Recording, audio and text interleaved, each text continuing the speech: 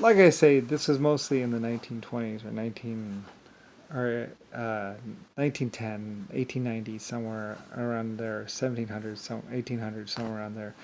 Come on the market, skin suits made from real leather or real whatever, and they had and you could get them with a zipper or a button or something like that. And basically, like I say, it was a somebody was selling them, maybe Brown or something in the black community, but basically they were selling these skin suits that were they had a zipper in the back and they were cut about yay high. And you could actually even see them on films where they're wearing their skin suit, seamless skin suit. And this girl would be wearing this seamless skin suit, and it had, it was like, it fits my breast very nicely. And people would wonder, I wonder how they got it to fit the breast so nicely. And it's true, you can. I actually think I might have been making a line of skin suits myself or something, a leather thing. But I don't think it was different in that it didn't zip up the back or something like that. I don't think actually no. I think I was making pants and stuff like that. They would also make pants too, by the way, leather, skin tight leather pants.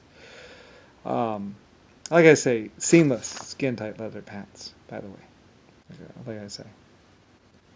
Anyway, there's a process you can actually just pull all the skin off a human. I forget exactly how it works, or at least have not very many seams.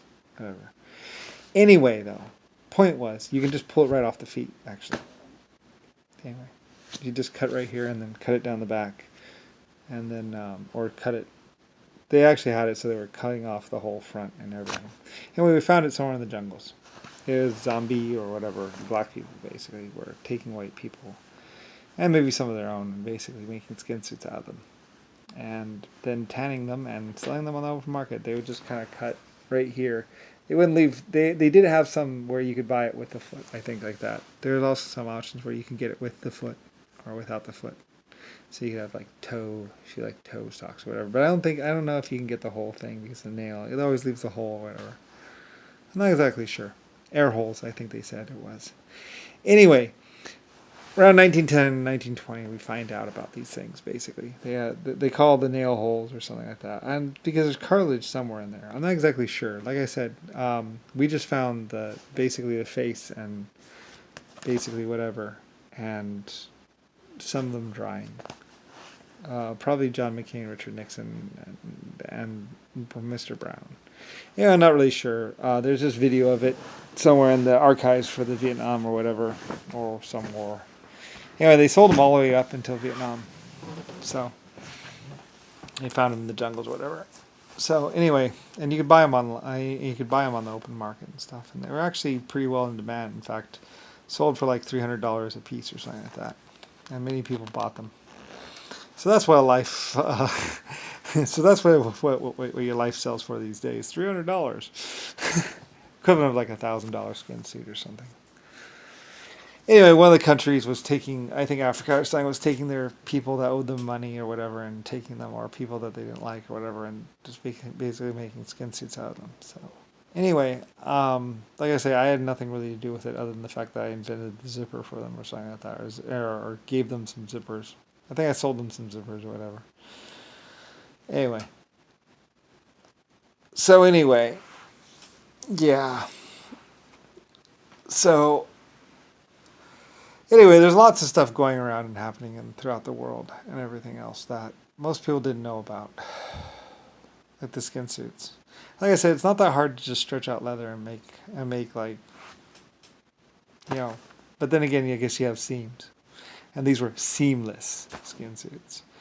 I think I sold some seamless skin suits myself, but they were just hidden seams or something like that. I'm not exactly sure. Like I say, I really mostly just did the pants and the jackets, and mostly for I think for cowboys and stuff like that. I mean, I had some leather stuff, but anyway.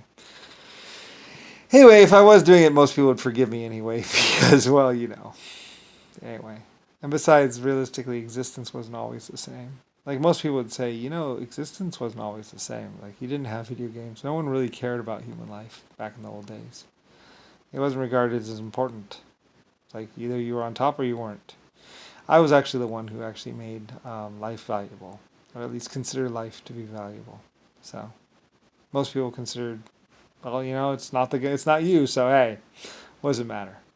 So and in that universe, Robin Leach actually looked like a saint, a great man, because he didn't particularly want to be around those other people that were the kind of people that would, because lots of people would just be like, come to my gondola, or come to my town.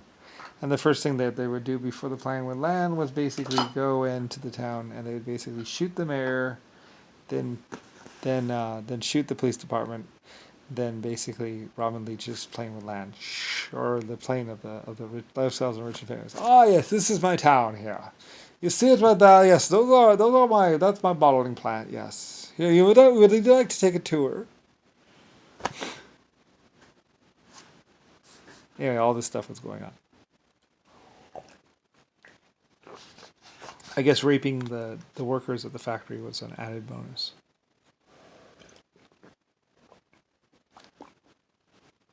Anyway, zombie way people and other people would be like, come take a tour of my bottling plant. Yes. Just a second. We're having a little problem with the manager.